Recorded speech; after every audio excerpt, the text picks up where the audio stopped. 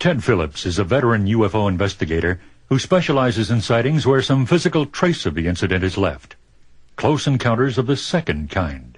I think the physical trace landing cases give us the most direct approach to resolving the UFO problem, without question. Because we've compiled aerial observation, visual observations for 30 years. And they don't tell us that much. I mean, they tell us what the UFO looks like, how it acts at various speeds, colors, and so on. But what we need is something we can take into a laboratory. One of Phillips' most interesting cases occurred on June 28, 1973, outside Columbia, Missouri.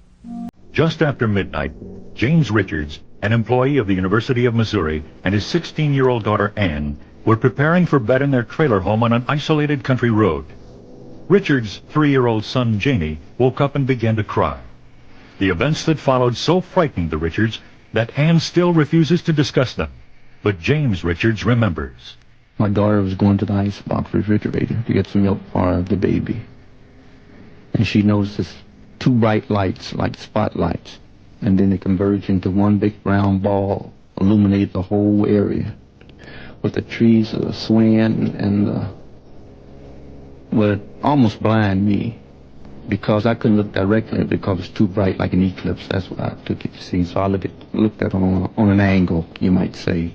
You see. And then, too, the trees were swaying. And then we heard outside this thrashing going around the tree.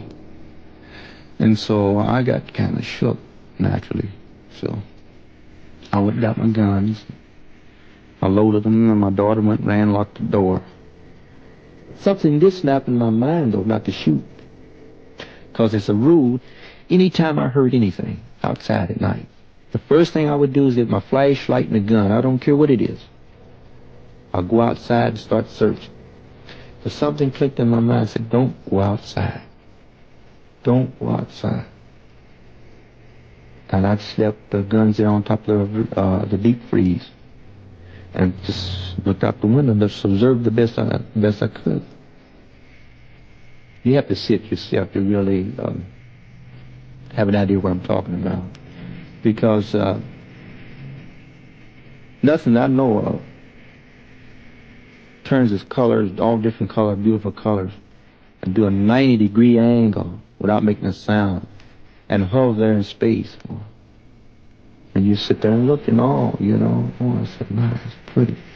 But yet still, you was frightened because you was dealing with something that you never seen before. You had no idea. You see, you didn't know what it was going to do any harm or what. Members of the Richards family weren't the only ones affected by the presence of the strange craft. I have a doghouse out there on that side. And them dogs scurry up under the building and stay till the whole event was over. They didn't bark at all. No siree. With a feeling of relief, Richards watched as the light dimmed somewhat and began to ease away. But suddenly, it made a sharp turn and approached the trailer again. When it came back up the second time, I felt like death was at hand. I figured this was it. As soon as it touched down, then the whole area just lit up. See, you was actually blind, you see, but you could hear the thrash and walk around this particular tree. Just this one tree now. Then my daughter said, look at the tree, just pulling on the tree, and then next thing you heard the tree snap, that limb snap. I tried to call for help. This time my lights went completely out and came back on. She couldn't call out. Telephone line was dead. You didn't hear a buzz tone or anything. Couldn't nobody call in, I couldn't call out. Just complete like your wires were cut until they left. In the course of his investigation of the Richards case, Ted Phillips spoke with the telephone operator who had traced the aborted emergency call. I talked to the operator, contacted by the directory assistance operator, and she had been trying for 3 minutes to call Richards, but the line was indeed dead. Finally, suddenly, after she had tried 5 times, she broke through, and he was on the line. Well, when the police arrived, it was a young officer by himself. Richards told him what had happened, and he said the officer didn't seem to be too excited about going out into this darkened area. So they took a flashlight, they went over the fence, and sure enough, they found some imprints, which are about 5 inches long, about 3 inches wide, and about 2 to 2.5 inches into the ground. Now, I have to point out that the next day, a newspaper reporter was out there. He picked it up from the police blotter. And this reporter weighs about 350 pounds, and he could barely make a heel mark in the ground. It was that dry, that hard. So we're talking about considerable weight. At the site, then, I found this pattern of imprints down through there.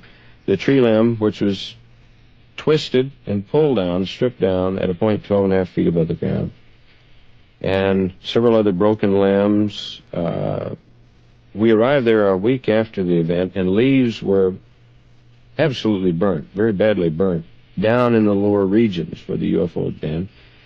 And leaves on the limbs some 40, 45 feet up in the air above this area were starting to die. That big tree is completely dead today. The Richards have since moved to a new home surrounded by plenty of neighbors. But their hope of finding an answer for what they saw that night in June remains empty. One of the investigators at this meeting is Ted Phillips, a highway inspector from Sedalia, Missouri, who pursues UFO cases in his spare time. Mr. Phillips, like almost everyone else here, has never seen a UFO himself. His interest comes through the reports of what others have seen. Found the imprint here, like the tripod. It sit down here, and whatever it was, or creature, or object, or however, it got out there and went this way. But the grass, it's tall now, as you see, but it was brushed aside. And I guess the footprints, about 5 feet apart, I guess. The stride was real large. And it made a circular motion. Like this vicinity here, with this tree limb, it jerked and jerked till it snapped completely. It made a thrashing sound. This one shook my daughters, because with the other activities going on, the light shining, the movement, the thrashing sound, she got somewhat hysterical almost, and I was trying to hold my cool, not to come unglued myself. And the Richards case, the Columbia, Missouri case, is a very good one. Shortly after. I have no idea what he saw, other than to say that he saw a UFO, because we can't identify it. There's no rational explanation for it. And a second or two, here he comes right back again, as if it forgot something, and landed the same identical spot up there. And you mentioned loading your gun. Yes. And something at this time told me not to shoot, or even not to go outside. Just to stay still, lock your doors, and just wait it out. That's what I did. Well, having your dogs exhibit that kind of fear, too, that was another good indication. That's right. They disappeared. They quit barking.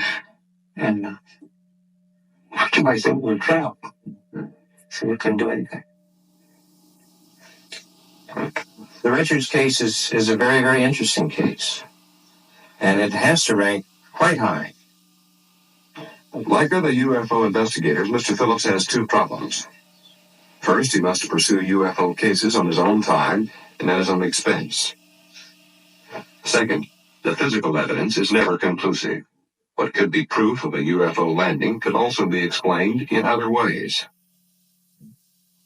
In the end, Mr. Phillips must judge the UFO sighting by what the witness tells him about it.